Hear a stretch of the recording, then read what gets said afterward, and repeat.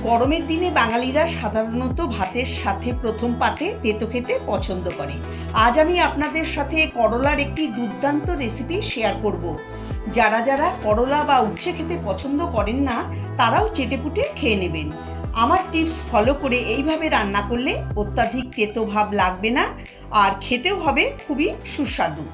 একটা লাইক দিয়ে পুরো ভিডিওটা দেখার অনুরোধ রইল। দেখে নেওয়া যাক আমার আজকের এই রেসিপি। করলা ভাজার জন্য আমি এখানে 5টা মিডিয়াম সাইজের করলা নিয়েছি। আপনারা চাইলে উচ্ছেও ব্যবহার করতে পারেন। দেখুন, করলাকে সরু সরু পাতলা করে কেটে নিয়েছি। এর ভেতরে শক্ত বীজ ফেলে দিয়েছি আর নরম বীজ রেখে দিয়েছি। এইভাবে পাতলা করে কেটে নিলে অতিরিক্ত তেতো ভাব লাগবে না। নিয়েছি আলু, 2টো মিডিয়াম সাইজের আলুকে সরু সরু পাতলা আলু ভাজার মতো করে কেটে নিয়েছি। আর নিয়েছি কুমড়োকেও সরু সরু লম্বা করে কেটে নিয়েছি। সবজি কেটে খুব ভালো করে ধুয়ে জল ঝরিয়ে নিয়েছি। প্যান বসিয়ে 4 টেবিল চামচ সর্ষের তেল দিয়ে দিচ্ছি। এই রান্নাটা আমি সর্ষের তেলেই করছি, আপনারা চাইলে সাদা তেলও ব্যবহার করতে পারেন।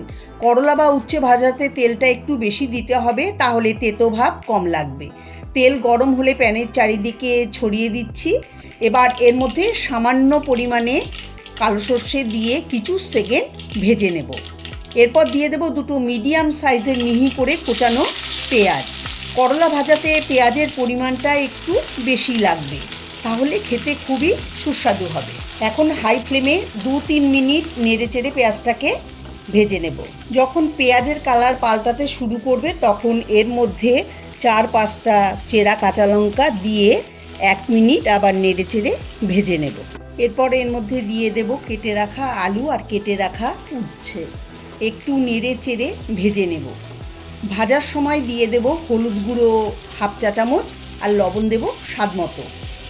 লবণ আর হলুদ গুঁড়ো উচ্ছে আলুর সঙ্গে মিশিয়ে দেব।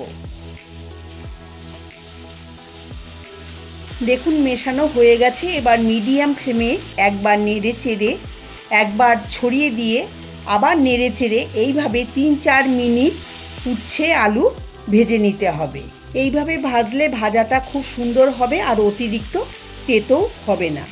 এই ভাজাটা আপনারা বাড়িতে ট্রাই করে দেখতে পারেন, খেতে খুবই টেস্টি হবে। এবার এর মধ্যে দিয়ে দেব কেটে রাখা কুমড়ো। এখন সব কিছু খুব ভালো করে মিশিয়ে দেব। মেশানো হলে গ্যাসের ফ্লেম একবার মিডিয়ামে করে নেড়ে চেড়ে একবার লো করে ছড়িয়ে দিয়ে 1-2 মিনিট রেখে এইভাবে উচ্ছে আলু কুমড়ো ভেজে নিতে হবে। উচ্ছে ভাজার এই রেসিপিতে আমি জলের ব্যবহার করছি না, জল ছাড়াই এটা ভাজা হবে। প্রায় 7-8 মিনিট মিডিয়াম টু লো ফ্লেমে এটাকে ভেজে নিয়েছি। দেখুন, উচ্ছে সেদ্ধ হয়ে গেছে, আলু সেদ্ধ হয়ে গেছে, আর কুমড়ো তো এমনিতেই তাড়াতাড়ি নরম হয়ে যায়, কিন্তু এগুলো গলে যায়নি।